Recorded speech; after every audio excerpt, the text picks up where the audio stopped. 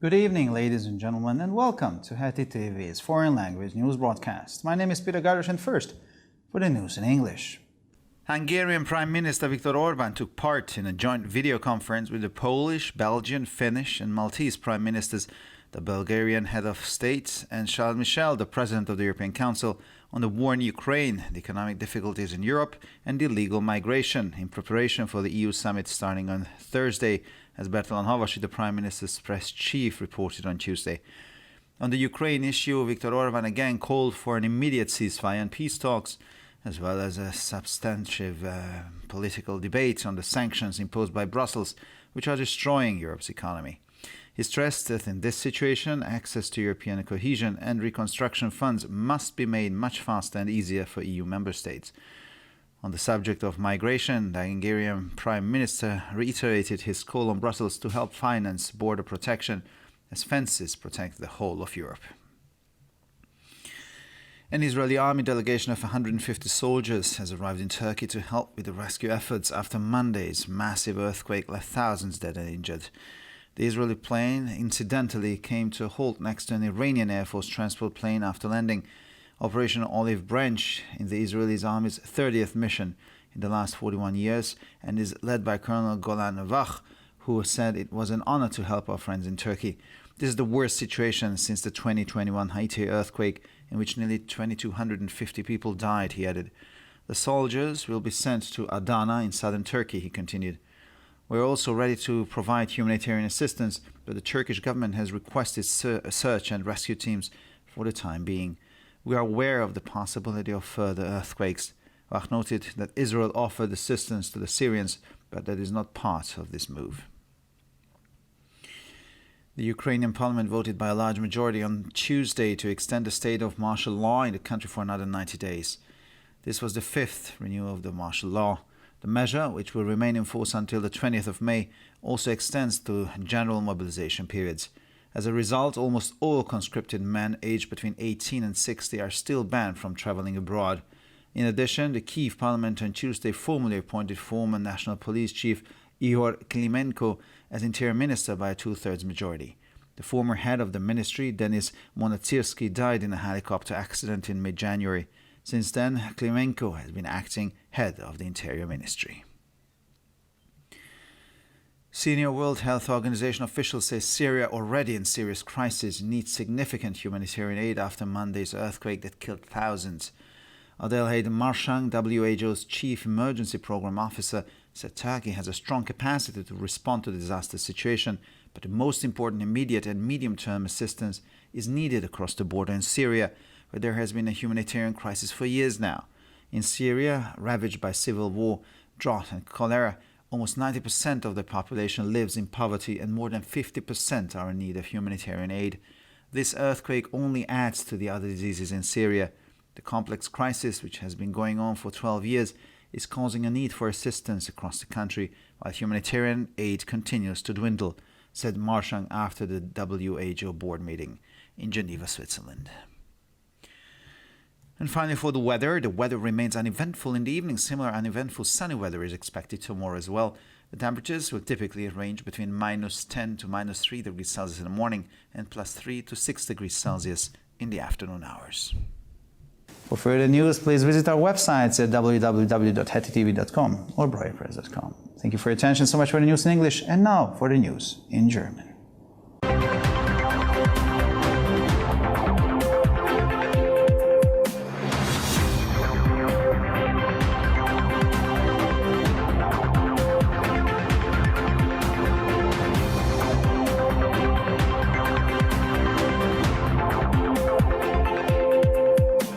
Schönen guten Abend, liebe Zuschauer. Mein Name ist Peter Gardosh und nun zu den Nachrichten auf Deutsch. Ungarischer Ministerpräsident Viktor Orbán hat in Vorbereitung auf den am Donnerstag beginnenden EU-Gipfel an einer gemeinsamen Videokonferenz mit dem polnischen, belgischen, finnischen und maltesischen Ministerpräsidenten, dem bulgarischen Staatschef und dem Präsidenten des Europäischen Rates Charles Michel über den Krieg in der Ukraine, die wirtschaftlichen Schwierigkeiten in Europa und die illegale Migration teilgenommen, wie Bertalan Havasi, Pressechef des Ministerpräsidenten, am Dienstag mitteilte. In der Ukraine-Frage forderte Viktor Orban erneut einen sofortigen Waffenstillstand und Friedensgespräche sowie eine substanzielle politische Debatte über die von Brüssel verhängten Sanktionen, die die europäische Wirtschaft zerstören. Er betonte, dass in dieser Situation der Zugang zu den europäischen Kohäsions- und Wiederaufbaufonds für die EU-Mitgliedstaaten wesentlich schneller und einfacher gestaltet werden müsse. Zum Thema Migration forderte der ungarische Premierminister Brüssel erneut auf, sich an der Finanzierung des Grenzschutzes zu beteiligen, da Zäune ganz Europa schützen. Eine Delegation der israelischen Armee, bestehend aus 150 Soldaten, ist in der Türkei eingetroffen, um bei den Rettungsmaßnahmen nach dem schweren Erdbeben vom Montag mit Tausenden von Toten und Verletzten zu helfen. Das israelische Flugzeug kam übrigens nach der Landung neben einem Transportflugzeug der iranischen Luftwaffe zum Stehen. Die Operation Olivenzweig ist der 30. Einsatz der israelischen Armee in den letzten 41 Jahren und wird von Oberst Golan Wach geleitet, der sagte, es sei eine Ehre, unseren Freunden in der Türkei zu helfen.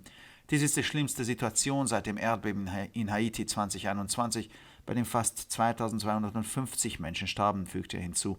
Die Soldaten werden nach Adana in der Südtürkei geschickt, fuhr er fort. Sie sind auch bereit, humanitäre Hilfe zu leisten, aber die türkische Regierung hat vorerst Such- und Rettungsteams angefordert. Wir sind uns der Möglichkeit weiterer Erdbeben bewusst. Wach wies darauf hin, dass Israel den Syrern Hilfe angeboten hat, aber das ist nicht Teil dieser Aktion. Das ukrainische Parlament hat am Dienstag mit großer Mehrheit beschlossen, das Kriegsrecht im Land um weitere 90 Tage zu verlängern. Dies war bereits die 5. Verlängerung des Kriegsrechts. Mit der Maßnahme, die bis zum 20. Mai in Kraft bleibt, wird auch die allgemeine Mobilisierung verlängert. Infolgedessen ist es fast allen wehrpflichtigen Männern im Alter zwischen 18 und 60 Jahren weiterhin untersagt, ins Ausland zu reisen. Darüber hinaus hat das Kiewer Parlament am Dienstag den ehemaligen Chef der Staatspolizei Ihor Klimenko mit einer Zweidrittelmehrheit formell zum Innenminister ernannt. Der ehemalige Leiter des Ministeriums, Denis Monazirski, war Mitte Januar bei einem Hubschrauberunfall ums Leben gekommen. Seitdem war Klimenko kommissarischer Leiter des Innenministeriums. Hochrangige Vertreter der Weltgesundheitsorganisation erklären, dass Syrien, das sich bereits in einer schweren Krise befindet, nach dem Erdbeben vom Montag, bei dem Tausende ums Leben kamen, umfangreiche humanitäre Hilfe benötigt. Adelheid Marschang, die Leiterin der WHO-Notfallprogramm, sagte, die Türkei sei in der Lage, auf die Katastrophe zu reagieren, aber die wichtigste unmittelbare und mittelfristige Hilfe werde jenseits der Grenze in Syrien benötigt, wo es seit Jahren eine humanitäre Krise gebe. In Syrien, das vom Bürgerkrieg, Dürre und Cholera heimgesucht wird, leben fast 90% der Bevölkerung in Armut und mehr als 50% sind auf humanitäre Hilfe angewiesen. Dieses Erdbeben kommt nur zu den anderen Katastrophen in Syrien hinzu. Die komplexe Krise, die seit 12 Jahren andauert, führt dazu, dass im ganzen Land Hilfe benötigt wird, während die humanitäre Hilfe weiter abnimmt, sagte Marschang nach einer WHO-Vorstandssitzung in Genf. Und schließlich zum Wetter. Am Abend bleibt das Wetter unbeständig. Für den morgigen Tag wird ähnlich unbeständiges, sonniges Wetter erwartet. Die Temperaturen werden zwischen -10 und -3 Grad am Morgen und zwischen 3 und 6 Grad am Nachmittag erwartet. Für weitere Nachrichten besichtigen Sie bitte unsere Webseiten www.hettitv.com sowie www.breuerpress.com.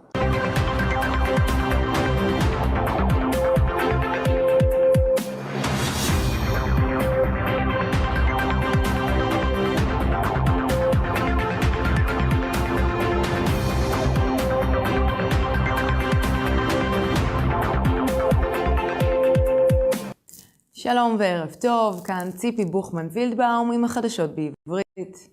כהכנה לפסגת האיחוד האירופי שמתחילה ביום חמישי, השתתף ראש הממשלה ויקטור אורבן בוועידת וידאו משותפת עם ראשי ממשלת פולין, בלגיה, פינלנד ומלטה, נשיא בולגריה ושארל מישל, נשיא המועצה האירופית. הנושא היה המלחמה באוקראינה, הקשיים הכלכליים באירופה והגירה בלתי חוקית, כך אמר ברטלן נבאשי, ראש לשכת העיתונות של ראש הממשלה ביום שלישי. בנוגע לסעיף האוקראיני על סדר היום, ויקטור אורבן קרא שוב להפסקת אש ומשא ומתן לשלום מיידי, ולסוף דיון פוליטי משמעותי על הסנקציות בבריסל שהורסות את כלכלת אירופה. הוא הדגיש במצב זה הגישה לקרנות הלכידות והשיקום האירופאיות חייבות לעשות הרבה יותר מהר ופשוט עבור המדינות החברות באיחוד האירופי. כשדיברו על הגירה, ראש ממשלת הונגריה קרא שוב לבריסל להתערב במימון הגנת הגבולות כהגדרות מגינות על אירופה כולה. משלחת של 150 חיילים ישראלים הגיעה לטורקיה כדי לסייע במאמצי החילוץ לאחר שרעידת האדמה אדירה ביום שני הותירה אלפי הרוגים ופצועים. לאחר נחיתה עצר המטוס הישראלי ליד מטוס התובלה של חיל האוויר האיראני. מבצע ענף זית היא המשימה ה-30 של צה"ל ב-41 השנים ומובל על ידי אלוף משנה גולן וח, שלדבריו זה כבוד לעזור לחברינו בטורקיה. זהו המצב הגרוע ביותר מאז רעידת אדמה בהאיטי ב-2021 שהרגה כמעט 2,250 בני אדם, כך הוסיף. חיילים יישלחו לאדנה שבדרום טורקיה, כך המשיך.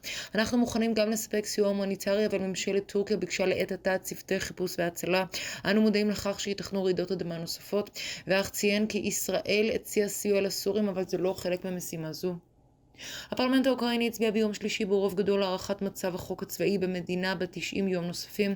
זה כבר היה החידוש החמישי של החוק הצבאי. לצד הצעד בתוקף עד 20 במאי הוארך גם משך הגיוס הכללי. לכן נסיעות לחו"ל עדיין אסורות כמעט לכל הגברים בגילאי 18 עד 60 שיכולים להתגייס. בנוסף, הפרלמנט של קייב מינה ביום שלישי רשמית את ראש המשטרה הלאומי לשעבר היאור קלימנקו לשר הפנים ברוב של 2/3. ראש המשרד הקודם דניס מונטריסקי מת בתאונת מסוק באמצע ינואר, מאז שימש קלימנקו כראש משרד הפנים. לדברי בכירים בארגון הבריאות העולמי WHO, סוריה שכבר נמצאת במשבר חמור זקוקה לסיוע הומניטרי משמעותי לאחר רעידת אדמה ביום שני שגבתה אלפי הרוגים. עד להיד מרשנג, הפקידה והבכירה בתוכנית החירום של ארגון הבריאות העולמי, אמרה שלטורקיה יש יכולת רצינית להתמודד עם מצב האסון, אבל יש צורך בעזרה מיידית ובעזרה לטווח הקרוב מעבר לגבול בסוריה, שהמשבר ההומניטרי נמשך כבר שנים. קוראים ממלחמת אזרחים, בצורת וכולרה, כמעט 90% מהאוכלוסייה חיים בעוני בסוריה, ויותר מ-50% זקוקים לסיוע הומניטרי. רעידת האדמה הזו רק מוסיפה לשאר האסונות בסוריה. יש צורך בעזרה בכל רחבי המדינה בגלל המשבר המורכב שנמשך כבר 12 שנה, בעוד הסיוע ההומניטרי ממשיך לרדת, כך אמרה מרשנג לאחר ישיבת הדירקטוריון של מועצת הבריאות העולמית בז'נבה. ועכשיו נעבור תחזית מזג האוויר. מזג האוויר אשר רגוע ושקט בערב. מחר צפוי מזג אוויר דומה עם יותר שמש. טמפרטורות יהיו בין -10 מעלות ל-3 מעלות בבוקר ובין 3 עד 6 מעלות אחר הצהריים. לחדשות נוספות, אנא בקרו באתרי האינטרנט שלנו, etitv.com או broyerpress.com. עד כאן החדשות, תודה שהייתם איתנו ושיהיה המשך ערב נעים.